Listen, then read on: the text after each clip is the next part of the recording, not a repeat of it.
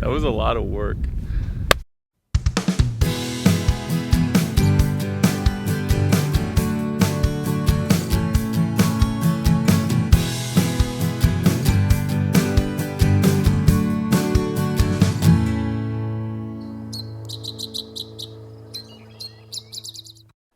In the natural world, spring migration is one of the most anticipated events of the year. With hundreds of different bird species on the move in the United States, some of them show up outside of their normal range, and birders are eager to see them. On a day in spring, we went out hoping to find some uncommon species in our home state.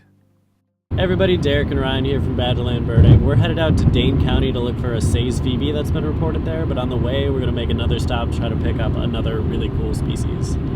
On our way to the spot where the Say's Phoebe had been reported, we made a stop at the Lewis Nine Springs E-Way, where shallow ponds are a major draw for shorebirds. Here we hope to find Hudsonian Godwits that were seen the day before. With more and more species starting to show up, we anticipated this being a great day for migratory birds.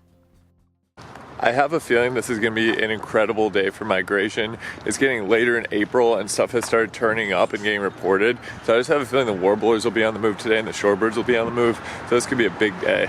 With a lot of birders scanning this location, we quickly found out that the Godwits weren't there. We checked over the ponds and mudflats anyway and found many duck species including buffleheads, northern shovelers, and blue-winged teals. Working the pond edges were a few Wilson snipes, and both greater and lesser yellowlegs. No luck on the Godwits here. There's a bunch of other birders out. It is a gorgeous day, and nobody we've talked to has had it, so I think we're going to head to the Phoebe location and focus on getting that one. We made the half-hour drive west to a place called Shoveler Sink, a pond surrounded by prairie. Here, we met up with our friend Lester and started our search. We made it to Shoveler Sink, the place where the Phoebe's been. There's this large burned area, and I think it's been foraging near the water here. Definitely a lot of activity going on. Pretty windy, though. In the taller grasses, we heard and eventually saw eastern meadowlarks, and overhead, a bald eagle circled, causing the ducks on the pond to scatter. Near the edge of the pond were more yellowlegs and a handful of swamp sparrows, but no Say's Phoebe. No luck on the Say's Phoebe either, so right now we're 0 for 2, but we're not giving up without a fight on this bird, so we are going to walk around this whole pond and see if we can find it and see if it turns up.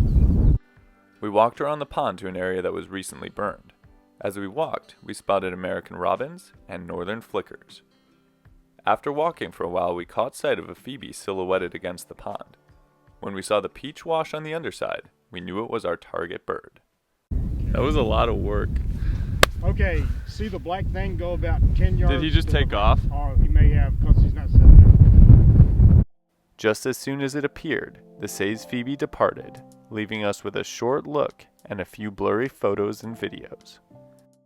Just had the Say's Phoebe. It was a really brief look. Saw a bird that just flew up for a second, sat up for just a brief time, and then took off to the other side of the lake. But we were able to identify it as the Say's with that orange wash on the underside. We're going to see if maybe we can track it down again and get some better looks, but I'm really excited that it was still here because it was not looking good for a while.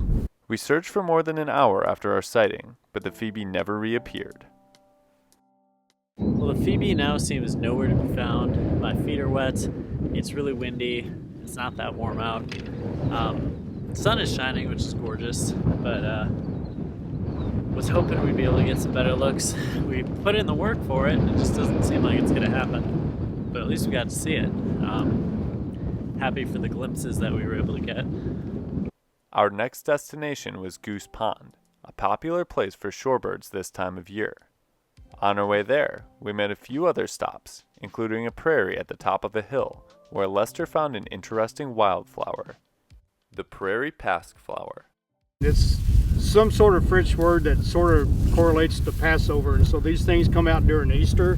They're one of the first prairie flowers out, and so that's how they got the name, because they come out somewhere around Easter time, so which was last weekend. The prairie pasque-flower is one of the earliest flowering wildflowers in the state. They grow in areas that are sunny and dry, making this prairie on a cliffside a perfect place for them. We continued on toward Goose Pond, opting to make one more unscheduled stop at a roadside pond, which proved to be an excellent decision. We were on our way to a place called Goose Pond, and we actually stopped at these other ponds called the DM&I ponds, and we stumbled upon a pair of godwits, which are always great migratory species in Wisconsin. So we just stopped to get some looks. There's also some other shorebirds in this pond. A lot going on in this little flooded area. We got some godwits. After missing them earlier, we got godwits. The Hudsonian Godwit is a large shorebird species with a long, slightly curved bill, a mottled back, and a rusty brown underside when in breeding plumage. They travel extremely long distances during migration, voyaging from their wintering grounds in southern South America all the way to Alaska and northern Canada. During these migratory trips, Hudsonian Godwits fly continuously for periods of time, typically flying over oceans. When they do make stops, it's usually in wetlands and flooded fields with plenty of mud to pick through. Hudsonian Godwits feed primarily on invertebrates that they find by probing the substrate with their bills. I'm glad that we were able to kind of just randomly pick these up. That's how it goes in migration. Like, stuff will just show up and leave, and it'll be in a new place, and it's kind of just crazy. I don't think anyone's reported these yet either. I don't think so either, so if nobody does, we'll have to put it in the email list. After observing the Godwits for a while, we finally made it to Goose Pond, where the high winds made for choppy waters. Even with the adverse weather, we found an assortment of geese and shorebird species. I think Ryan just found himself a Dunlin. Yeah, the black patch on the underside of the Dunlin is visible on at least one of those birds, so that's really cool. We're now making a quick stop at Pheasant Branch Conservancy here in Middleton, hoping to find some other birds before we make one final stop. We found yellow-rumped warblers, wood ducks, and cedar waxwings before a report of an extremely rare bird came through. The update now is that there's a gargony out in Lake Mills that was reported, and that's a pretty rare bird if it is natural. Sometimes birds like that escape, and people think that they're vagrants, but they're not. So it's hard to say what it is at this point, but we're going to go for it, because if it is a real, legitimate vagrant, it'd be a super rarity. So we're going to try to go see it. It's about an hour away.